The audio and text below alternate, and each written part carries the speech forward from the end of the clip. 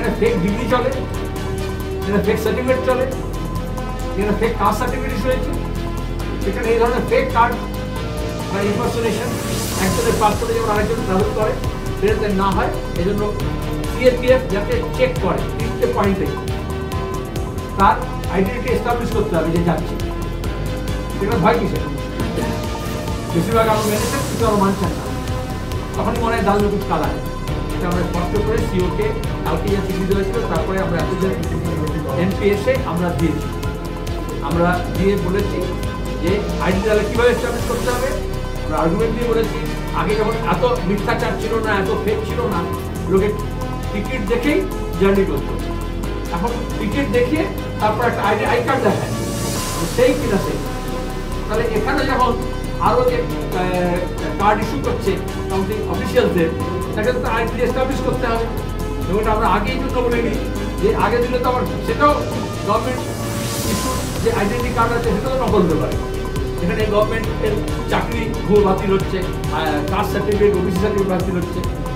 তো সেই জন্য আমরা বলেছি I card issued by any, যেটা হচ্ছে অথেন্টিক ভোটের পরে দেওয়া হয় 14 রকম জিনিস দেখতে করে দেখাতে পারে, পাসপোর্ট, তারপর অন্য কিছু ড্রাইভিং লাইসেন্স, তারপরে হচ্ছে চাকরির যে কার্ড, তারপরে হচ্ছে ভোটার আই কার্ড, তারপরে হচ্ছে এই ধরনের অন্য আইডেন্টি কার্ড দিয়ে। এটা কি অন্যায় কথা আমি নিজে দাবি করছি যে একটা আরও বা ডিএফ অফিস থেকে একটা আই কার্ড ইস্যু করা হচ্ছে, সেখানে একজনের নাম আরেকজনের ছবি থাকতে পারে, যার নাম আছে তার মধ্যে অন্য লোক যেতে পারে, তখন তাকে আইডেন্টিটি এস্টাবলিশ করতে হবে।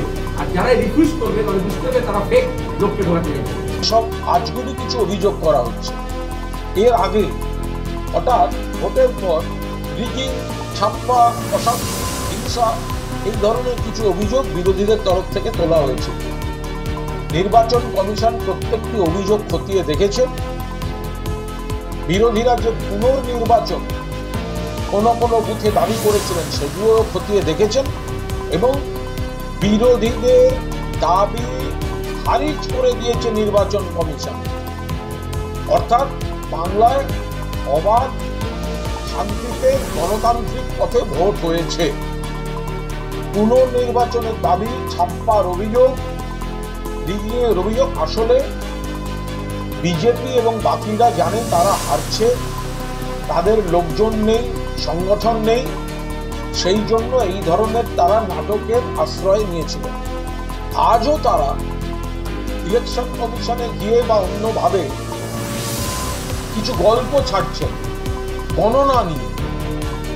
ভোট গ্রহণ নিয়ে গল্প দিয়েছিলেন, ইলেকশন কমিশন খারিজ করে দিয়েছে। আবার তারা গল্প ছাড়ছেন, আরে মানুষ ওদের ভোট দেবে না, সব জায়গায় কাউন্টিং এজেন্ট দিতে পারবে না, লোক নেই, জোর নেই, হারতে চলেছে। তারা সেই কারণে এই ধরনের কারা ডিউটি করবে, কারা কি করবে, কারা অমুক করবে, এইসব গল্প দিতে তারা নেমেছেন। হারের আগাম ছুতো তৈরি করছেন, কারণ তারা জানেন মানুষ তাদের সঙ্গে নেই।